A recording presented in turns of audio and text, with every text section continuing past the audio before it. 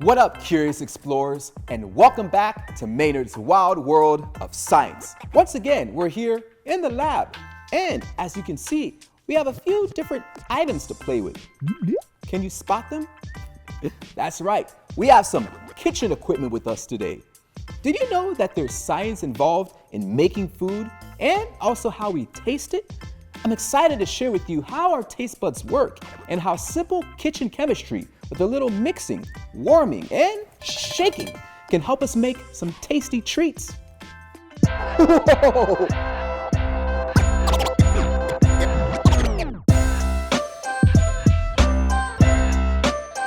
Welcome to MayNERD's Wild World of Science. Before we explore some yummy goodies, let's take a look at some key words that we'll be learning today. Taste buds, tiny bumps on your tongue that help you taste food. Salty, sweet, sour, bitter, umami. The 5 basic elements we can taste.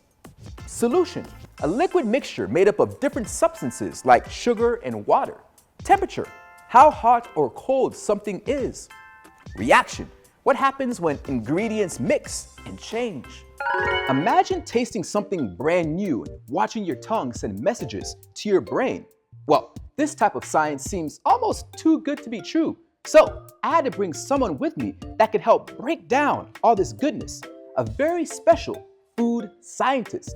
Darlyne, welcome to MayNERD's Wild World of Science. How you doing? I'm doing fantastic. How are you? I'm great. Awesome. So we are talking everything food and of course science. And you are a food scientist. Can you tell us a little bit about what exactly is a food scientist? Yes, well, a food scientist studies the basic elements of food and the ingredients that come together to make the foods taste yummy. That is absolutely amazing. Now, what do you do on a day-to-day basis as a food scientist? Well, as a food scientist, I work with a team of other scientists, and we come up with new flavors that are healthy, nutritious. We come up with new textures. So there's a lot of different things that we work on together. That is amazing. What is your favorite part about what you do as a food scientist? Well, me personally, I deal with the safety of the flavors specifically. So I like the fact that I'm able to make a positive contribution and make sure that the foods we eat every day are safe. That is absolutely amazing. And we always talk about safety first when we're doing experiments, but safety is also very important in everything that we eat. Now, for all of our curious explorers that are out there that maybe want to be like you as a food scientist someday, how can they become a food scientist? I studied biology in college and also had a good background in chemistry. And so in dealing with foods, there are a lot of flavor chemicals that work together to make the different flavor profiles. Speaking of these flavor profiles, we need actually something very special in order to be able to taste them, and that's our taste buds, right? Can you talk to us about how our taste buds work? Yes, well, taste buds are tiny bumps on our tongue that send signals up to our brain, which then lets us know whether we are perceiving a flavor as sweet, salty, sour, bitter, or umami. Ooh, and we have some of those flavors right here. Do you think we should do a taste test? I think we should. All right. You go ahead and take the first dip on that one, and I'll do it with you. All right. All right. We're going to test this one out. Oh, that's definitely sweet. Sweet. That's sweet. Yeah. Any guesses on what that one is? Sugar? Oh, and you would be right. Good old sugar. Yes, we all love sugar. Put that in some of your favorite sweet dishes, okay? This one looks like sugar, but I don't know. It might be something different. I'm going to take a little dip of this one. Okay. I'm going to let you taste that one. You let me taste this one? Okay. All right. I'll do it on my own. Here we go. Oh yeah. That's salty. Definitely. That's definitely salty because I think that one is actual salt. That is straight up salt, which is great for cooking, right? Absolutely. And preserving things. We use salt to preserve stuff as well too. Very important in preserving. So we have some solid items here. Now we have a liquid one. I'm gonna let you do the honors for this one. All right. Let's take a little bit of this. All right. I'm gonna join you here. Ooh. Oh, that's sour. No, that's like a lemon juice, huh? Yes, you would be right. Our mystery flavor, that is lemon juice. Lemon juice is in the sour profile, absolutely. Now this next one, you're gonna have to do on your own because I don't think I can actually eat it. We'll talk to you a little bit about that one first, but you go ahead and you give that one a try. All right, I'm nervous. Okay. Whoa. What does it taste like? Like a little bit, like a little cocoa. Oh, a little bitter taste, a little cocoa powder. Yeah. Yes, and you would be right. That is cocoa powder. Fun fact about me, I'm actually allergic to cocoa. So I can't eat chocolate and definitely not cocoa powder. So now we have our last, all right, but definitely not least one, okay? Oh yeah. I like that one. Which one do you think that is?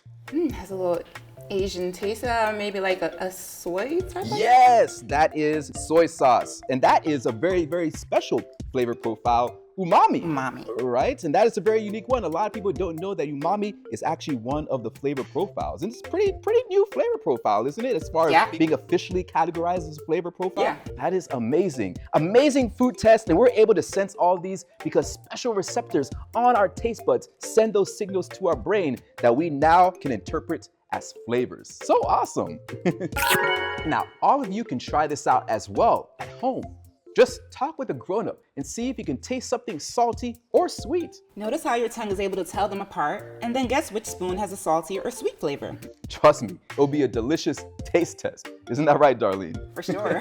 I had so much fun with our very, very special guest today. And we had an amazing breakdown about all these different flavors. It's just mind-blowing how all the senses in our body work. And I think our sense of taste just might be my favorite. Science never tasted this good. Darlene, thank you so much for joining me today. Thanks for having me. Yay! I think it's time for my handy magnifying glass. Nice. An important part of cooking and baking is mixing ingredients together. Sometimes those ingredients combine completely and one disappears into another, like when salt gets mixed into water. This is called a solution. Sometimes they don't combine and remain as separate things. Let's take a closer look at how this works. Sugar and water. When sugar meets water, it forms a solution. The sugar disappears because its molecules spread out into the water. That's how we're able to make sweet drinks, like soda. Dissolving sugar is the classic example of a solid or solute mixing completely into a liquid or a solvent, creating a uniform solution. Oil and water. Oil and water don't mix. That's why salad dressings separate into two liquids that won't form a solution. Oil and water are what we call immiscible, meaning their molecules don't interact enough to dissolve, so they stay in separate layers, like this. Pretty cool, right? The key to any good experiment is safety. So before we get hands-on, let's run through our safety checklist. A clear and safe workspace? Check. Safety glasses? Check. Safe or protective clothing? Check. Gloves and ear protection if needed? Check. And most importantly, parental supervision. Check. If you're not an adult, of course. Remember, safety isn't just smart. It's science. So we talked about how oil and water don't mix, but what if we could actually test it out ourselves to learn why? Well, luckily we can, and I'm here to show you. All you need are two containers, which can be things like glass jars or even empty plastic water bottles, some water, some oil, food coloring, and some Alka-Seltzer tablets. Fill one container with water and add food coloring of your choice. I'm gonna go with purple. Then, in another container, add some of your vegetable oil. Next, pour your colored water into the container with the vegetable oil and watch what happens. The molecules that make up oil are much larger than water, so they don't pack together as tightly. This makes oil less dense than water, so it rises to the top. Now, if we add our Alka-Seltzer tablet, we can see something spectacular happen. Watch this. The tablet is more dense than oil, so it sinks down to the layer of water. It then dissolves and reacts, forming a gas called carbon dioxide, the same gas that we exhale. This gas is much lighter than both water and oil, so it rises to the top, bringing some of the colored water with it. That's so awesome. Level up.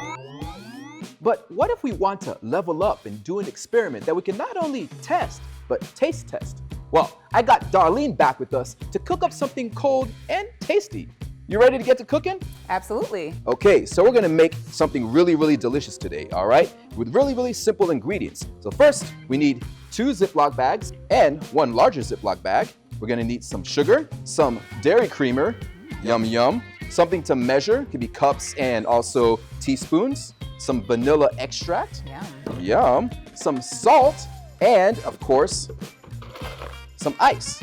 Ooh. And that's where our gloves come in, okay? First step is we're going to measure half a cup of creamer into our Ziploc bag. We're gonna do 2 teaspoons of sugar. And next, we're going to need a teaspoon of vanilla extract. Ooh, I love some vanilla, right? Yeah. Ooh. And now, we zip this up. Smells good. Yeah, it smells delicious. Oh, and then make sure that it's sealed tight and get as much air out as you can, okay? Then we're gonna get our other small Ziploc bag, okay? And you're gonna put this one inside your other small Ziploc bag. Okay. So you should have 2 Ziploc bags, 1 small one inside your other small one. All right. Okay, we good? All right, and next step, we're going to pour about 2 cups or so of ice into this big Ziploc bag. For this next step, we're gonna add something special to this ice, okay? And that is salt, okay? So we're gonna put about half a cup of salt into our ice. And now, next step, take our smaller Ziploc bags and we're gonna put that inside our big Ziploc bag. Okay. Make sure we get as much air out of it as we can after you close it up. This is where your gloves come in because we're going to shake up our mixture in our hands for about 5 to 7 minutes, okay? Oh. So it's gonna get pretty cold. You don't wanna freeze your fingers off, okay? And you just wanna mix this up like such, okay? Mix it up, give it a nice shake, okay? And you wanna make sure you get a good workout, okay? We wanna sweat. The salt does something really special, okay? Salt actually lowers the freezing point. And so that enables our little mixture in there to get really cold, really fast. I think we gotta do a little dance while we're doing this. A little shake dance.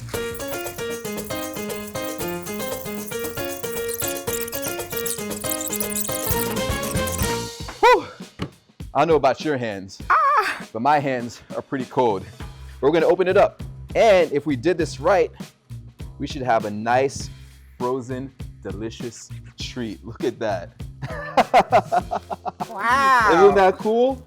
Look at that, our own ice cream. Should we do an official taste test? Let's do it. Let's do it.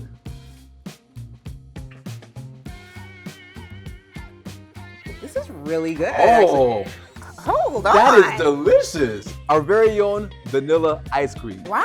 DIY this is awesome. in our laboratory kitchen. Yes. Wow, now that was a tasty adventure we just had today. So let's do a recap on the big ideas we discovered together, shall we? Yes. First, our taste buds help us sense 5 flavors: salty, sweet, sour, bitter, and umami. Every bite sends a message to our brain.